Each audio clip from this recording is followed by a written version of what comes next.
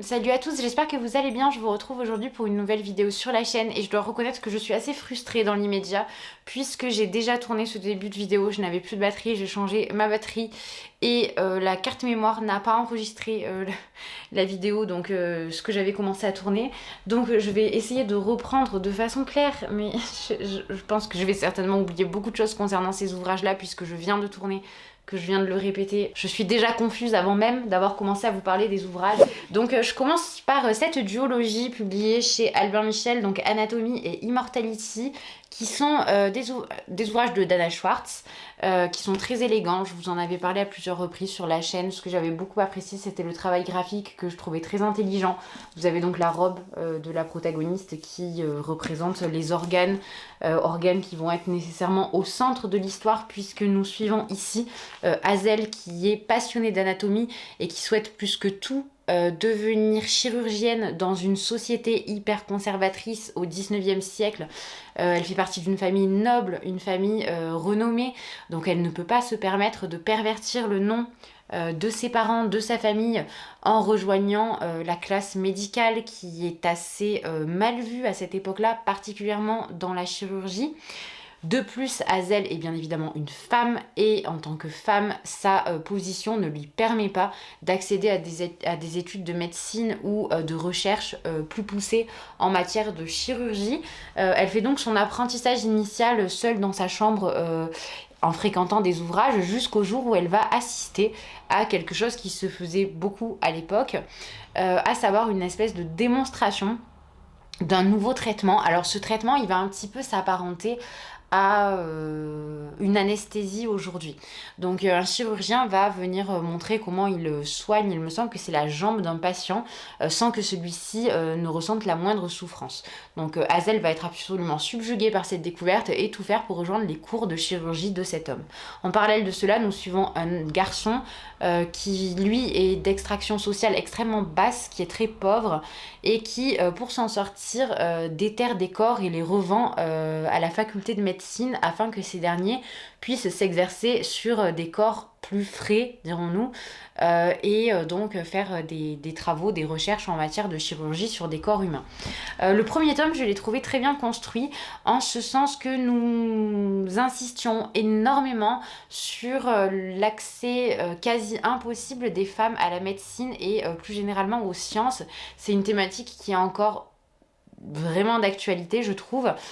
Et nécessairement au 19e siècle, les choses sont d'autant plus posées puisque le cadre est très strict et que Hazel ne peut pas faire d'études de chirurgie, c'est quelque chose de catégorique. Elle doit d'ailleurs se travestir pour assister aux cours d'un grand professeur dont elle admire beaucoup le travail. Donc cette partie-là était intéressante. Je dirais même que la construction du récit est haletante. On a énormément de péripéties, beaucoup de rebondissements. Donc ce sont des textes qui se lisent très facilement. Beaucoup de vocabulaire aussi qui va toucher à la chirurgie, à la médecine. Donc c'est très intéressant parce qu'on apprend énormément de choses. Malheureusement, comme c'est souvent le cas en young adulte, et d'ailleurs c'est un des problèmes avec un autre titre dont je vais vous parler qui traite pourtant d'une thématique complètement différente, la romance va prendre énormément de place. Énormément, et c'est dommage parce que le personnage d'Hazel n'a pas besoin de ça. Alors évidemment, vous vous en doutez, lorsque dans le résumé, on vous présente, on vous fait le portrait d'un jeune homme et d'une jeune femme en young adulte, vous avez 99% de chance pour qu'il y ait une romance à la fin de cette histoire. Ça, c'est vraiment dommage, c'est vraiment dommageable même, je dirais, d'autant que cette duologie a aborder des thèmes qui ne sont pas courants en young adulte et c'est dommage de ne pas s'être complètement émancipé des codes en proposant une héroïne mais qui pouvait avoir toutes les qualités d'Hazel, être intelligente, forte, brillante, empathique, fidèle, franche. Je vois pas l'intérêt en fait d'avoir rajouté puis en plus, à un moment, il y a un triangle amoureux dans cette histoire, mais c'est vraiment quelque chose que je ne supporte pas dans ce type d'ouvrage parce que ce n'est pas assez creusé, parce qu'on ne comprend pas d'où ça sort et parce qu'on a l'impression que le sentiment amoureux est un sentiment qui peut apparaître, disparaître subitement au gré de nos envies. Voilà. Donc ça me dérange très fortement et c'était pas nécessaire. Voilà. Donc c'est un petit peu le problème que j'ai avec ces ouvrages. Après, dans la mesure où je les trouve intéressants et surtout bien écrits pour des ouvrages young adultes, alors bien évidemment ils sont traduits ici, ils sont traduits par Julie Lopez pour le tome 1, j'imagine que pour le tome 2 il en va de même. Non, le tome 2 est traduit par Cécile Chartres et dans les deux cas je trouve que c'est très joliment traduit. Le vocabulaire est assez élégant, il a un petit côté gothique qui est agréable. Maintenant, dire que ça, le sous-titre c'est une romance gothique délicieusement macabre, il n'y a pas grand chose de gothique et pas grand chose de macabre. J'emploie le terme gothique par commodité, je dirais. Mais voilà, bon, je trouve que c'est des ouvrages encore une fois intéressants pour des adolescents parce qu'on reste sur un registre de langue qui est assez accessible et qu'en même temps on traite des thématiques qui sont intéressantes à découvrir et qui ne sont pas traitées simplement en surface. Donc pour cette raison, ça va être intéressant. Ça va l'être nettement moins quand vous êtes vraiment un lecteur aguerri et que vous retombez sur ces schémas extrêmement répétitifs d'un personnage féminin qui, on dirait, ne peut pas se construire sans l'apparition d'un personnage masculin qui, en plus, est nettement moins... nettement moins qualitatif dans la façon dont il est construit et décrit que le protagoniste féminin. Il y a quelque chose d'un petit peu frustrant en réalité. Donc voilà, c'est tout ce que j'avais à dire pour Anatomie et Comment il s'appelle Immortality, voilà. J'ai fait ces lectures en audio. Alors en audio ça passe très très bien. Je les ai écoutées pendant que je faisais mon ménage, donc c'était voilà, très accessible. Mais ouais, c'est un petit peu dommage. Cette histoire d'amour qui apparaît comme ça là et qui vraiment prend énormément d'espace, moi ça ne me plaît pas beaucoup. Je poursuis avec quelque chose qui n'a rien à voir, un ouvrage que j'avais glissé dans la petite palle de 5 classiques que je souhaitais lire avant la fin 2023 et que je vous avais présenté sur la chaîne. Il s'agit donc de L'homme assis dans le couloir de Marguerite Duras qui est publié ici chez les éditions de Minuit et qui compte très exactement 29 pages. Il est vendu, proposé, décrit sur internet comme une espèce de nouvelle érotique. Je pense qu'il ne faudrait pas tomber dans ce qui à mon sens est une erreur. Ce texte ne respecte pas la forme de la nouvelle. Certes, c'est un texte bref, donc en ce sens-là, ok, beaucoup de textes sont brefs et ne sont pas pour autant des nouvelles. Et je dirais bien plus que nous sommes dans peut-être une longue poésie qui s'affranchit de tous les codes classiques de la versification, ça c'est une certitude, mais qui tend bien plus vers l'expérimentation, l'expérience sensorielle de la relation sexuelle, de la passion sexuelle. Alors c'est une thématique qu'on retrouve quand même, je trouve, relativement souvent chez Marguerite Duras parce que je sais pas, j'ai eu l'impression, j'ai un petit peu regardé partout sur internet, c'est un texte qui est tellement bref que vous restez un petit peu en reste justement à la fin de votre lecture. Vous avez besoin de vous enrichir un petit peu je sais pas, de connaître les motivations, ce qui a pu pousser Duras à produire un tel texte. Alors déjà, il y a très peu de documentation, je trouve, ce qui est assez dommage. Et lorsque je suis tombée sur certains éléments, mais en fait j'avais l'impression de ne pas forcément avoir lu le même livre que les personnes qui avaient rédigé certaines choses. D'une part parce que, comme je vous le disais, moi je trouve que cette thématique de la sensorialité, sensualité, sexualité même un petit peu explicite, je n'ai pas l'impression que ce soit quelque chose qui est absent du reste de l'œuvre de Marguerite Duras. Je n'étais pas surprise de voir Marguerite Duras traiter cette thématique. J'étais plus surprise par la forme, mais encore une fois, je trouve que au fil de son œuvre, c'est vraiment une autrice qui s'affranchit de beaucoup de codes, de beaucoup de règles de la littérature. Donc je n'étais pas non plus absolument désarmée, choquée et surprise par son projet ici. En revanche, je le trouve particulièrement abscon. Ce n'est absolument pas mon ouvrage préféré de Marguerite Duras, je l'ai trouvé très élégant, très bien écrit, mais il ne fait pas partie des titres que j'aurais envie de relire déjà d'une part immédiatement, mais même plus tard, je ne suis pas convaincue que ce soit un ouvrage qui me rappelle nécessairement.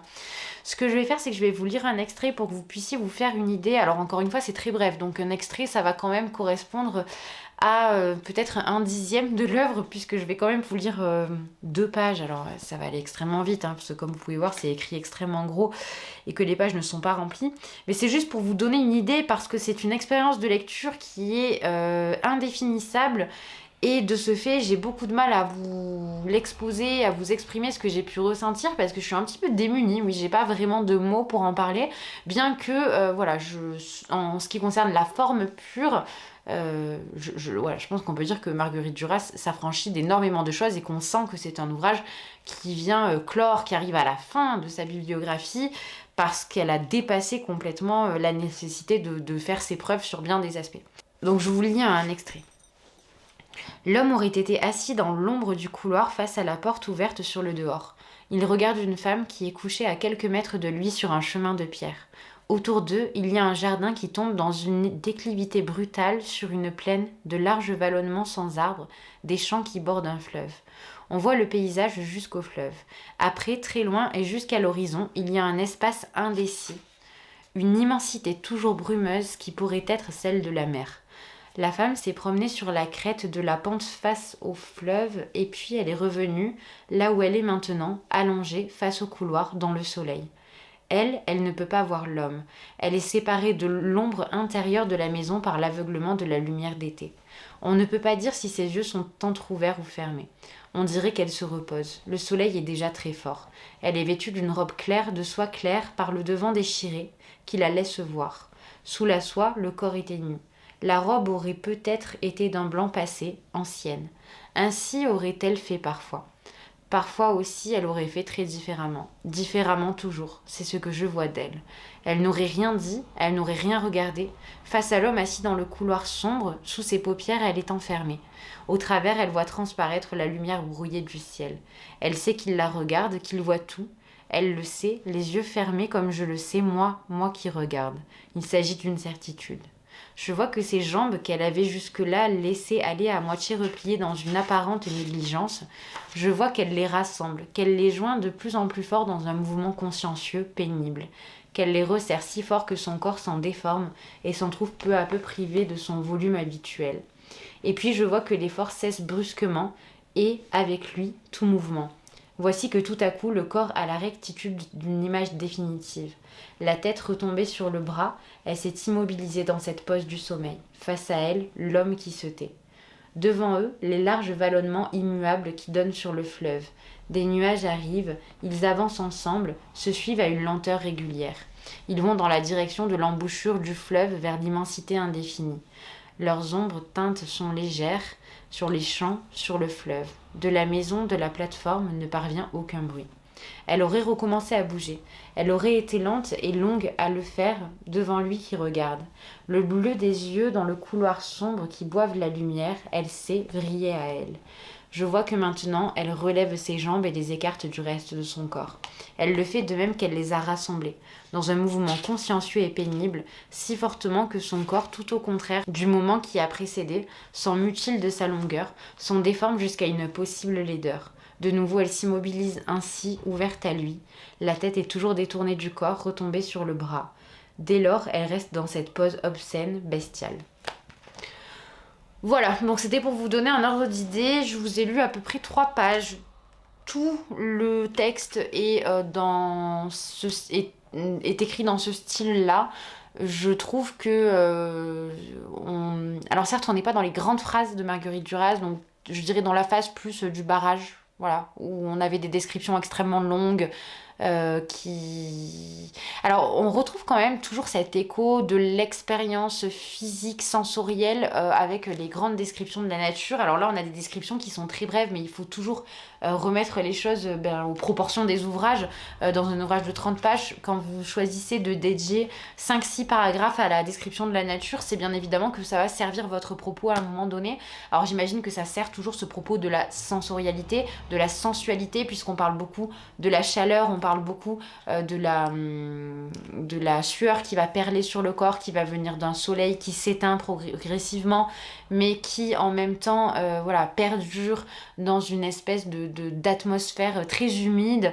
Voilà, bon, il y a toute cette dimension-là qui, je pense, vient accentuer, appuyer sur l'aspect charnel, sur l'aspect expérience corporelle, physique et sexuelle voilà, qu'il va y avoir entre les deux protagonistes. Je ne sais pas quoi vous dire de plus. J'ai trouvé que c'était une expérience de lecture particulière. Ce n'est absolument pas mon ouvrage favori de Marguerite Duras. Si je dois vous parler en termes de goût propre, je dirais qu'on reconnaît très franchement l'écriture de Marguerite Duras, mais que, voilà, encore une fois, on est sur les textes qui, je peux comprendre, ne sont pas les favoris les plus mis en avant de l'autrice parce qu'ils sont... je sais pas, à la fois exigeant et volontairement obscur sur bien des points. Alors, on a toute une dimension poétique qui va un petit peu émaner de ça aussi, de cette volonté de rester dans quelque chose qui est à la fois très décrit et très suggéré. Cet entre-deux, il est intéressant, il est aussi très difficile à construire quand on est écrivain, j'imagine, puisqu'on doit à la fois jongler avec cette volonté d'implicite et d'explicite. Mais donc c'est un exercice que Marguerite Duras réussit avec brio, évidemment, ce n'est absolument pas la critique que je suis en train de faire, simplement ce n'est pas ce à quoi je vais être le plus sensible, ou en tout cas pas sur cette thématique-là, ce n'est pas ce qui m'a le plus parlé. Et un autre petit détail, c'est que je trouve que le texte est bien trop bref pour même pouvoir faire une expérience esthétique du texte. Voilà, donc j'ai quelques réserves et quelques frustrations vis-à-vis de cet ouvrage-là, bien que j'ai quand même passé un moment agréable et j'étais contente de retourner et retrouver un petit peu la plume de Marguerite Duras. Un ouvrage qui n'a absolument rien à voir, et ensuite je reviendrai à 3 autres livres que j'ai lus dans le cadre de ce petit challenge de 5 classiques à lire avant la fin de l'année. Tant que fleuriront les citronniers de Zulfa Katou, qui est publié chez les éditions Nathan, qui est un ouvrage young adulte qui va nous présenter le personnage de Salama, qui est une jeune fille qui vit en Syrie, si je me rappelle bien, il me semble qu'elle est syrienne, oui c'est ça. L'autrice est canadienne et d'origine syrienne, donc elle écrit sur le climat, sur ce qui se passe en Syrie. Salama, elle était étudiante en pharmacie jusqu'à ce qu'éclate la guerre. Et elle va se retrouver précipitée sur le terrain puisqu'elle va travailler dans un hôpital et venir en aide aux personnes qui sont rapatriées en permanence dans les centres hospitaliers suite à des bombardements, à des tirs de Kalachnikov, à des attaques de rue, à tout un tas d'attaques et d'atrocités qui peuvent se produire dans ce pays à ce moment-là. Et donc, fort heureusement, Salama, malgré son manque de formation, a beaucoup de sang-froid, fait preuve d'un grand courage et accompagne du mieux qu'elle le peut ces personnes qui vont se retrouver blessées, parfois sans famille, perdues.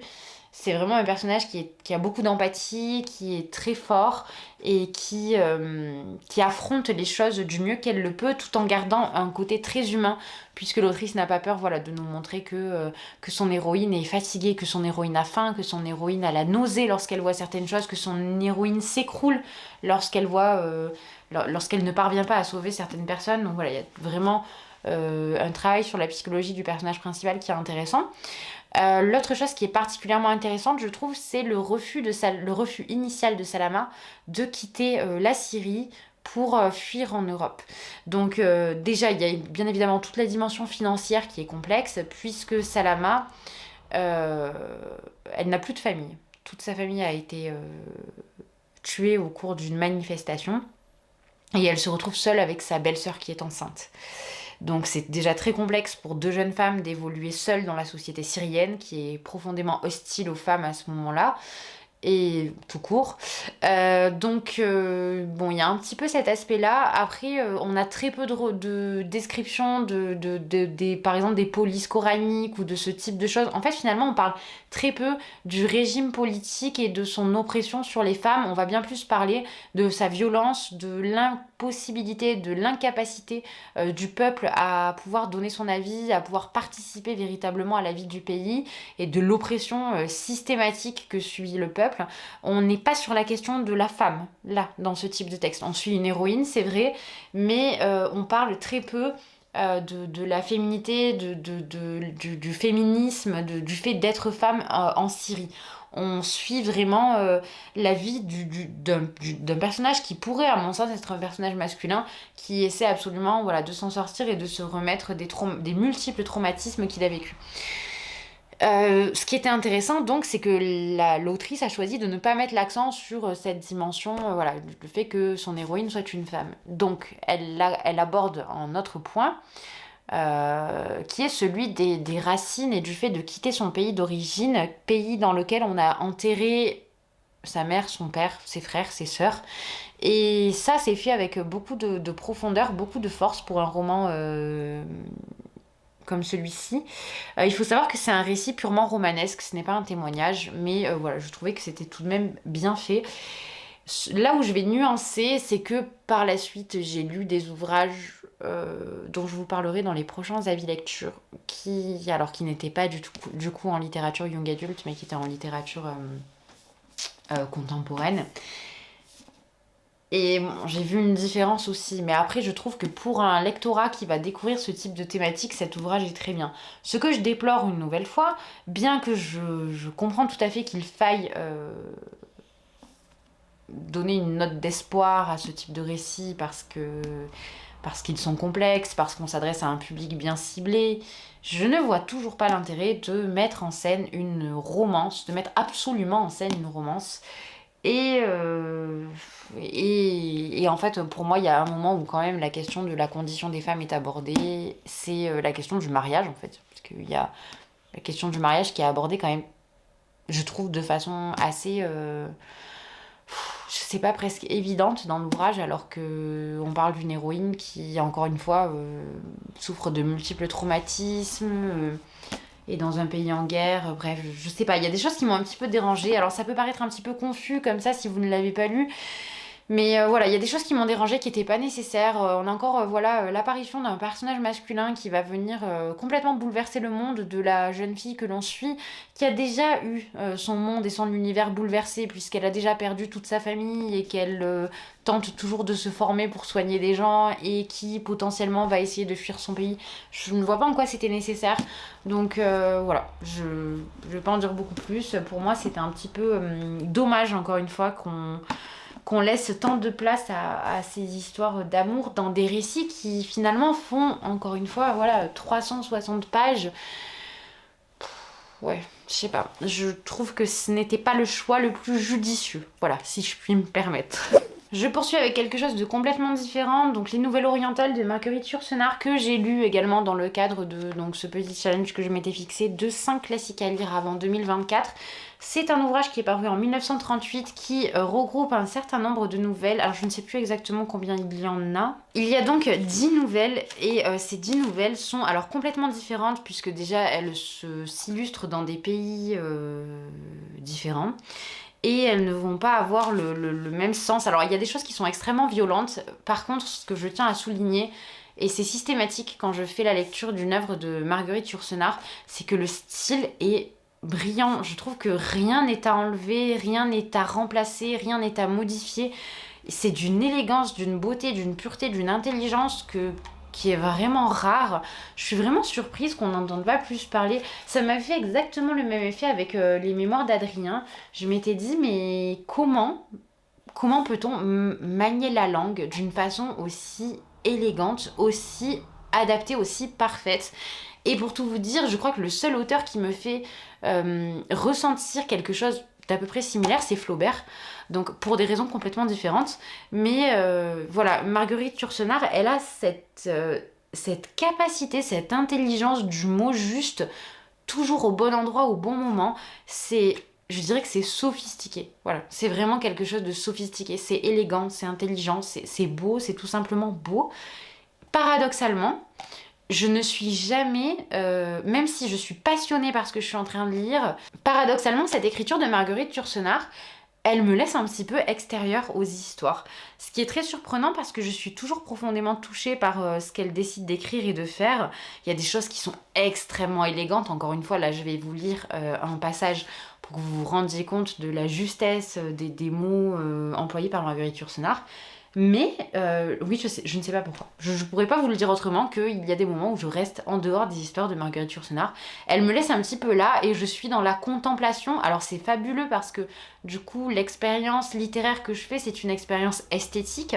Mais c'est vrai que pour moi qui suis habituée à être très active dans mes lectures, je me retrouve un petit peu perdue, un petit peu dans un statut que je n'ai pas encore bien assimilé et avec lequel je ne suis pas encore suffisamment familière pour être à l'aise, malgré une nouvelle fois, vraiment l'exigence et la beauté des textes de Marguerite Yourcenar. Donc, les nouvelles orientales vont parler de plusieurs pays. Donc, on va notamment parler. Dans le résumé, on nous parle de la Chine, de la Grèce, mais vous avez également les Balkans, le Japon. Donc, il y a énormément de mythologies qui vont être traversées. Elle va parfois reprendre des contes qui existent dans les pays en question et en faire autre chose. Parfois, elle va essayer de les réécrire le plus justement possible, mais dans sa langue, en français. Et tout ça, c'est très élégant, c'est très beau. Tout va très bien ensemble. Vous avez dans la plupart des contes une forme de morale qui ne s'apparente pas, qui ne va pas jusqu'à la morale classique, je dirais, des contes de Perrault ou des contes de Grimm, mais qui est beaucoup plus subtile, beaucoup plus fine, beaucoup plus ténue, beaucoup plus sophistiquée. Encore une fois, je n'arrive pas à trouver d'autres mots pour vous parler de Marguerite Yourcenar et de ce qu'elle fait ici. Personnellement, j'ai choisi de vous lire un extrait donc, du début de la première nouvelle de ce recueil qui s'appelle Comment Wang Fo fut sauvé. J'ai tant apprécié cette nouvelle que j'ai décidé de la faire étudier à mes élèves, puisque dans le cadre donc d'une entrée au programme en 5e, il se trouve que ce texte rentre parfaitement. Donc ici, on va être dans la question de l'esthétique, de l'esthétisme, de l'art au Japon. Alors c'est déjà une question qui me touche beaucoup, que j'aime beaucoup. J'avais lu, notamment quand j'étais en première année de faculté, L'éloge de l'ombre de Tanizaki, et même si tout ne m'avait pas parlé, je sentais qu'il y avait une description, une façon de parler de l'art qui était toute propre au Japon et qui était encore une fois très élégante et qui donc va très très bien avec le style de Marguerite Yourcenar comme vous allez le voir. Le vieux peintre Wang Fo et son disciple Ling erraient le long des routes du royaume de Han. Ils avançaient lentement car Wang Fo s'arrêtait la nuit pour contempler les astres, le jour pour regarder les libellules. Ils étaient peu chargés car Wang Fo aimait l'image des choses et non les choses elles-mêmes, et nul objet au monde ne lui semblait digne d'être acquis, sauf des pinceaux, des pots de laque et d'encre de Chine, des rouleaux de soie et de papier de riz. Ils étaient pauvres car Wang Fo troquait ses peintures contre une ration de bouillie de millet et dédaignait les pièces d'argent.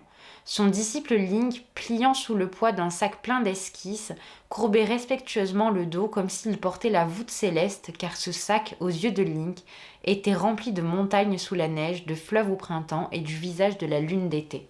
Ling n'était pas né pour courir les routes aux côtés d'un vieil homme qui s'emparait de l'aurore et captait le crépuscule. Son père était changeur d'or.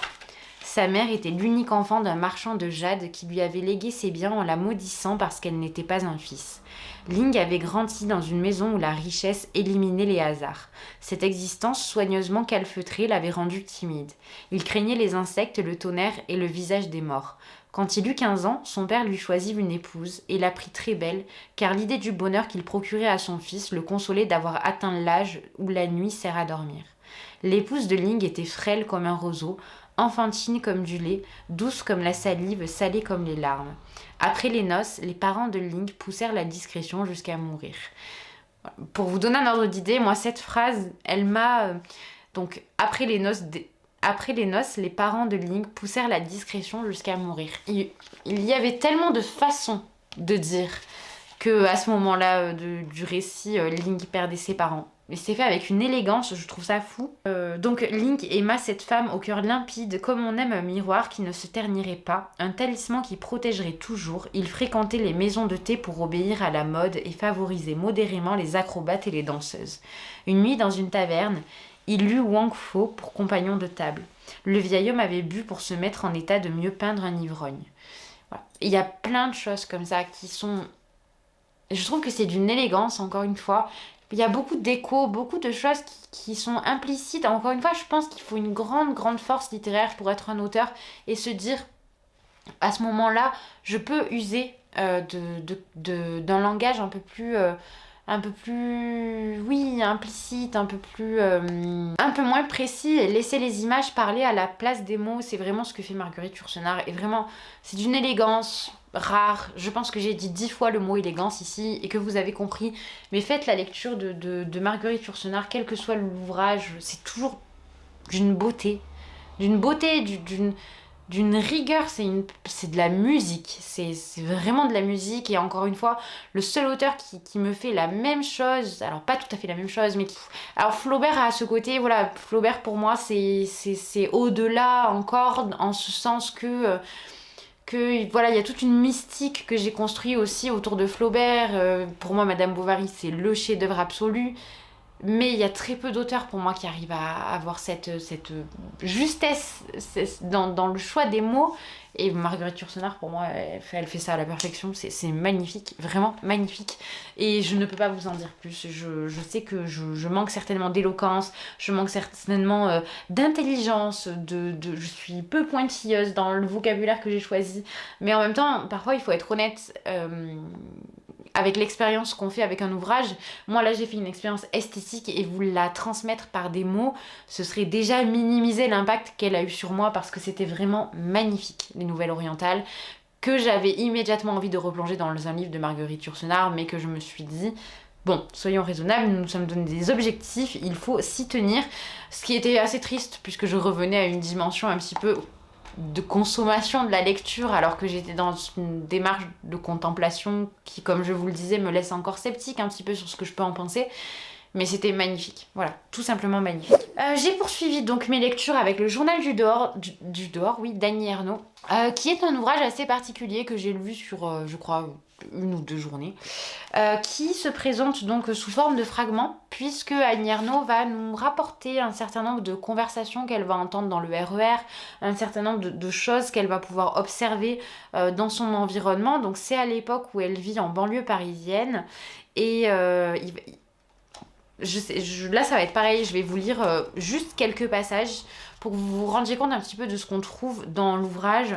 C'est assez déroutant, assez surprenant. Je pense que ce n'est pas un ouvrage qu'il faut lire d'une traite. Je pense que c'est plus agréable peut-être de le feuilleter comme ça. Si vous le lisez d'une traite comme je l'ai fait, cependant, vous allez retrouver cette espèce de ligne directrice qui traverse toute l'œuvre d'Annie Ernaux, puisqu'on va encore avoir ces questions de déterminisme social, ces questions de transfuge de classe, ces questions aussi d'observation un petit peu de la société dans laquelle on vit. En ce sens, il y a presque une démarche réaliste, je dirais, de la part d'Annie Ernaux, de vouloir retranscrire avec beaucoup de justesse ce qu'elle peut observer, et parfois avec des mots crus et très simples.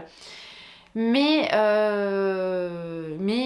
voilà, dans la mesure où ce n'est pas une forme, alors c'est une forme autobiographique aussi, puisque Annie Ernaux partage des pensées qu'elle a pu avoir, mais vous n'allez pas avoir la structure que vous aurez par exemple dans, je ne sais pas, l'événement, dans La Place, dans Mémoire de fille, dans tout un tas d'ouvrages dans lesquels il y a une chronologie qui est ferme et définitive.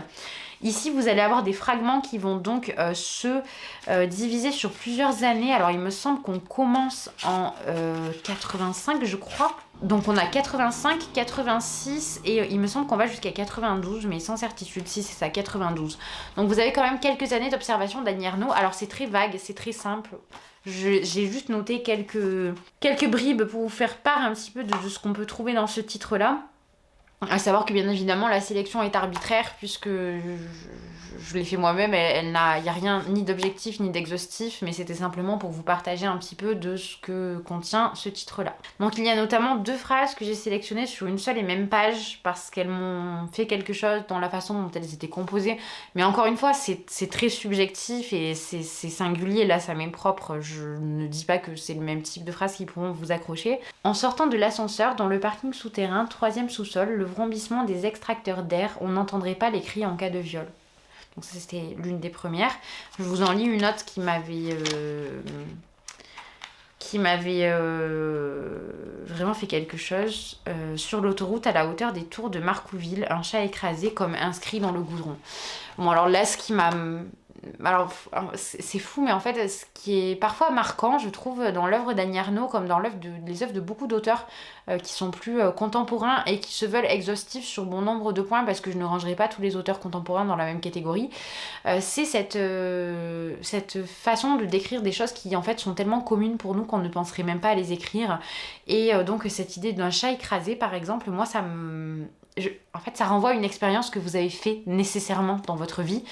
Et cet écho-là, il est très dérangeant en tant que lecteur parce qu'il vient un petit peu vous rentrer dedans comme si vous aviez foncé dans un mur. C'est-à-dire que vous êtes là dans la contemplation, encore une fois, en train de faire votre expérience de lecture et subitement, on vous parle de quelque chose de tellement palpable, tellement concret que vous vous retrouvez en face d'une expérience vécue, d'une expérience faite qui vous sort de votre posture de lecteur pour vous amener dans une posture beaucoup plus active qui est celle de vous dans votre vie de tous les jours. Et c'est assez étonnant aussi comme expérience, complètement différent de ce que je décrivais tout à l'heure avec Yourcenar, mais déroutant aussi, pas pour les mêmes raisons. Donc voilà, j'ai certainement manqué beaucoup d'éloquence encore une fois en vous parlant ici. Je suis assez fatiguée, je dois reconnaître, donc je suis peut-être peu claire pour vous parler des ouvrages. En tout cas là...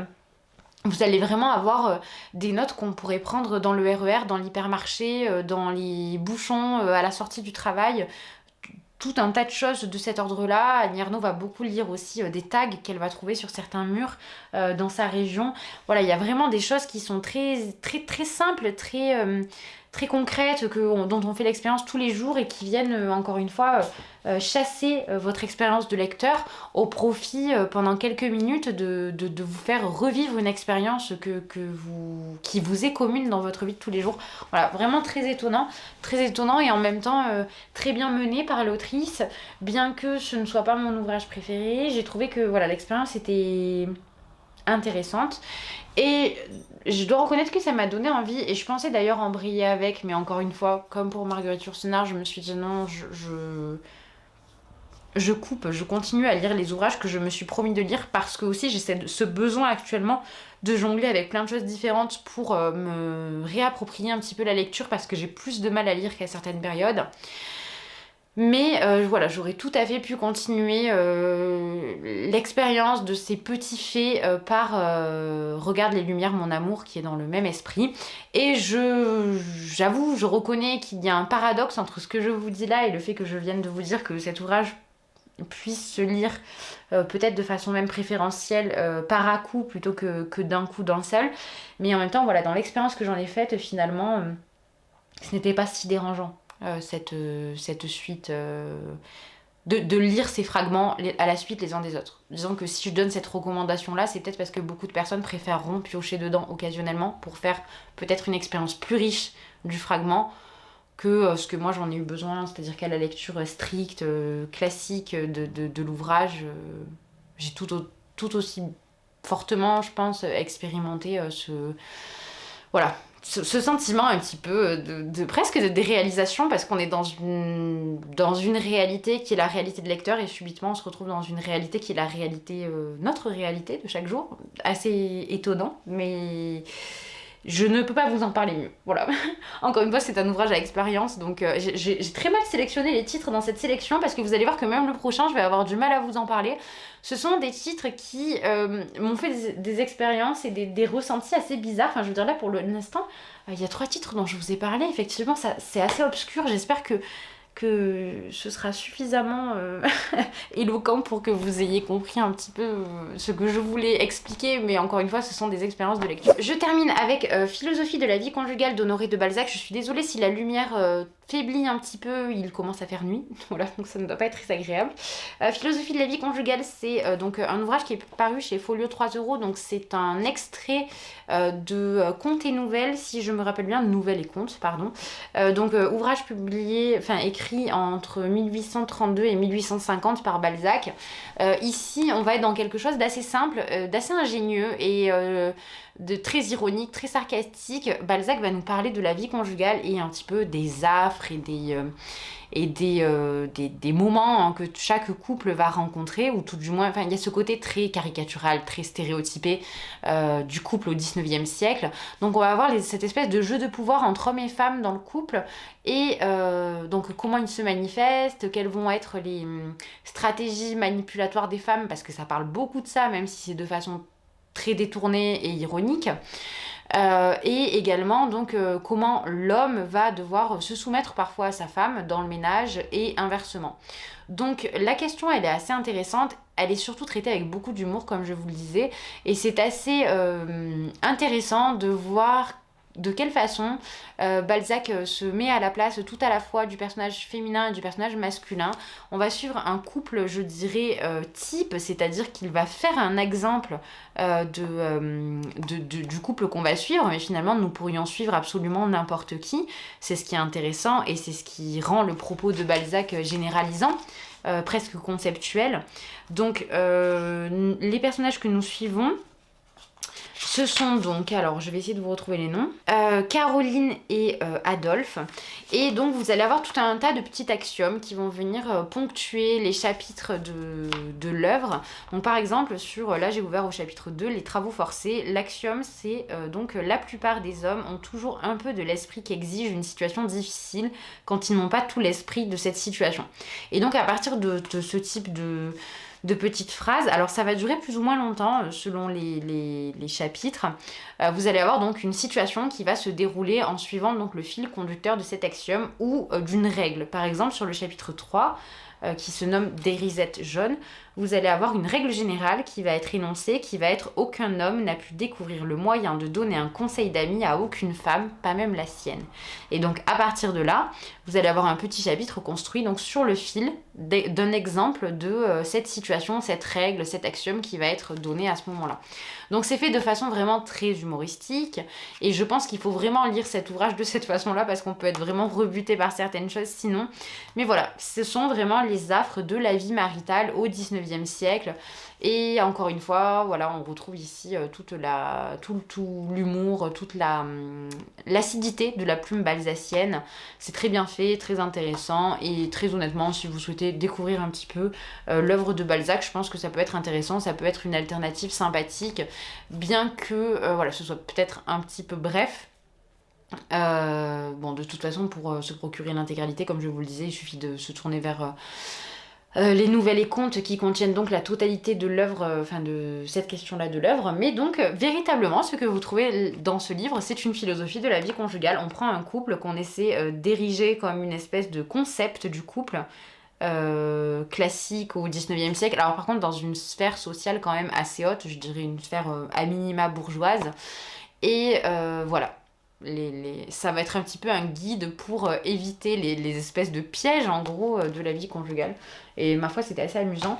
Après voilà, c'est pas mon ouvrage préféré de Balzac, mais c'était une lecture qui était très divertissante et qui m'a procuré beaucoup de plaisir, que j'ai trouvé très sympathique. Voilà, j'en ai terminé pour cet avis lecture, j'espère qu'il vous a plu, qu'il n'était pas trop long et surtout pas trop confus.